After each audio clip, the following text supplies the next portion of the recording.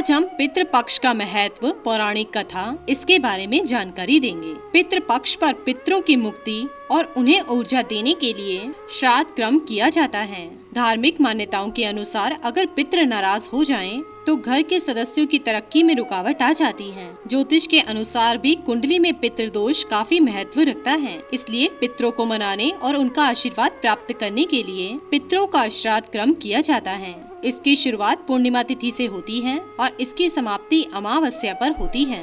पितृपक्ष के दौरान कोई भी नया काम शुरू नहीं किया जाता है, न ही मकान, दुकान और न ही गाड़ी खरीदी जाती है। जिन पितरों की मृत्यु तिथि पूर्णिमा होती है, उनका श्राद्ध भी पूर्णिमा को ही किया जाता है। इसके बाद अश्विनी माह की अमावस्या को श्राद्ध समाप्त हो जाते हैं और पितृ अपने पितृलोक को लौट जाते हैं। माना जाता है कि श्राद्ध का आरंभ होते ही पितृ अपने हिस्से का ग्रास लेने के लिए पृथ्वी लोक आते हैं। इसलिए जिस दिन उनकी तिथि होती है, उससे एक दिन पहले शाम के समय दरवाजे के दोनों तरफ जल दिया जाता है, जिसका अर्थ होता है कि आप अपने पितरों को निमंत्रण दे रहे हैं। और अगले दिन जब ब्राह्मणों को उनके नाम का भोजन कराया जाता है, तो उसका सूक्ष्म रूप भी पितरों तक पहुंच जाता है। बदले में पितर आशीर्वाद देते हैं और अंत में पितृलोक को लौट जाते हैं।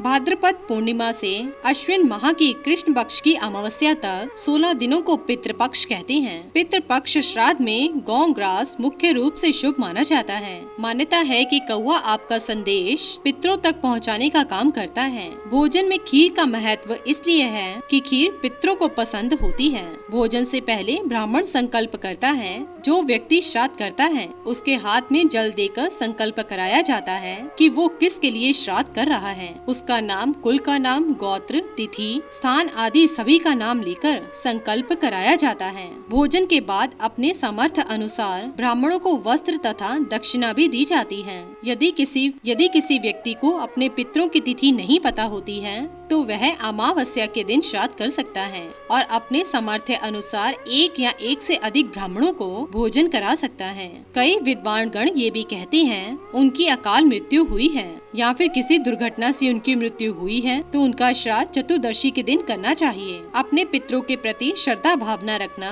पितृ तर्पण अथवा श्राद्ध कर्म करना अति आवश्यक होता है। ऐसा करने से व्यक्ति स्वस्थ, समृद्ध, दीर्घायु, सुख शांति वाला होता है। व्यक्ति का वंश आगे बढ़ता है और उत्तम संतान की प्राप्ति होती है। पितरों के प्रति जो श्रद्धा पूर्वक कार्य किया जाता है, उसे श्राद्ध कहा जाता है। पितृपक्ष पूर्णिमा श्राद्ध को शुरू होता है। जिनकी मृत्यु पूर्णिमा पर हुई होती है, उनका श्राद्ध पूर्णिमा पर किया जाता है। दोस्तों, पुराणों में कई कथाएं प्रचलित हैं, जिसमें कर्ण के पूर्वजन की कथा काफी प्रचलित है। महाभारत के एक प्रसंग के अनुसार कौरव पांडवों के बीच युद्ध समाप्ति के बाद जब सब कुछ समाप्त हो गया था, तब दानवीर कर्ण मृत्यु के बाद स्वर्ग पहुँचे। उन्हें खाने में सोना, चांदी और गहने भोजन की जगह परोसे गए। इस पर उन्होंने स्वर्ग के स्वामी इंद्र से इसका कारण पूछा।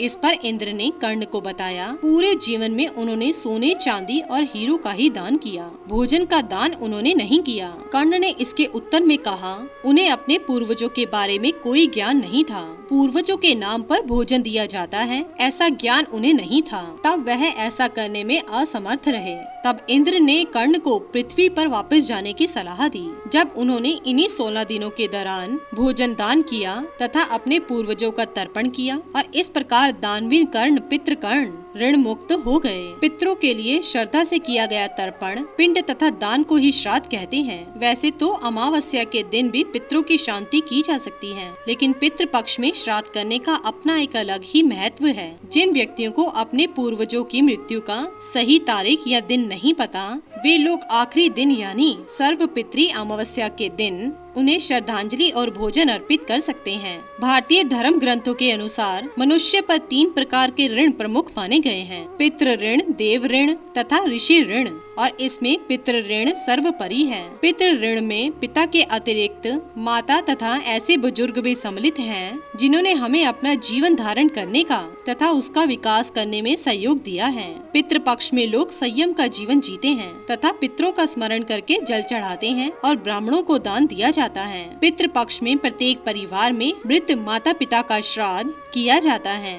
अपने पितरों को तिल मिश्री जल की 3-3 अंजलियां प्रदान करते हैं और उनके जन्म से तर्पण के दिन तक के पापों का नाश हो जाता है। पितरों में 3 पीढ़ियों तक के पिता पक्ष तथा 3 पीढ़ियों तक के माता पक्ष के पूर्वज, इन सब के लिए तर्पण किया जाता है और इन्हीं को पितृ कहते हैं। दिव्य पितृ तर्पण, देव तर्पण, ऋषि तर्पण और दिव्य मनुष्य तर्पण के पश्चात स्वयं पितृ तर्पण ही किया जाता है। शास्त्र पक्ष के अनुसार अपने पितरों के निमित्त जो भी अपनी शक्ति सामर्थ्य के अनुसार शास्त्र विधि से श्रद्धा पूर्वक दान करता है, उसके सारे मनोरथ सिद्ध होते हैं। घर परिवार, व्यवसाय तथा आजीविका में हमेशा उन्नति होती है। पितृदोष के अनेक कारण होते हैं। परिवार में किसी की अकाल मृत्यु होने से, माता पिता आदि सामान्य जनों का अपमान करने से, मरने के बाद माता पिता का उचित ढंग से क्रियाक्रम और श्राद्ध नहीं करने से, उनके निमित्त वार्षिक श्राद्ध आदि न करने से पितरों को दोष लगता है। इसके फलस्वरूप परिवार में अशांति, वंश वृद्धि में रुकावट, असमय मृत्यु,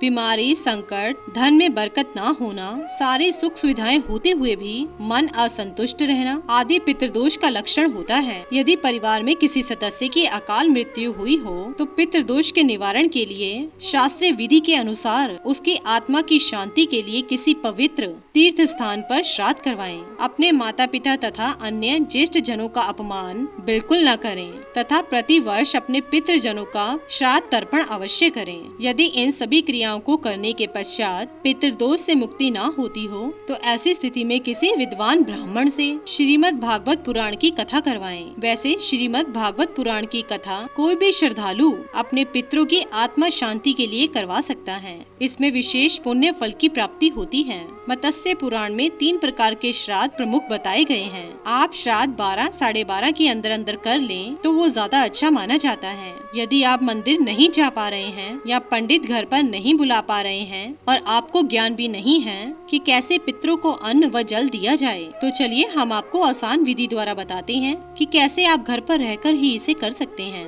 श्राद्ध में सफेद फूलों का ही प्रयोग करें। श्राद्ध करने के लिए दूध, गंगा जल, शहद, सफेद कपड़े आदि इस्तेमाल करें। दक्षिण दिशा की ओर मुख करके बैठ जाएं और सामने पितरों की फोटो रखें और उनके आगे धूप बत्ती करें और दिया जलाएं। और आप एक स्टील के लोटे में काले तिल, गंगा जल, गाय का दूध और पानी डालें और उस जल को दोनों हाथों में भरकर सीधे हाथ के अंगूठे से उसी बर्तन में गिराएं। इस तरह से आप 11 बार करते हुए पितरों का ध्यान करें और साथ ही साथ इस मंत्र का जाप करें, ओम पित्राय नमः।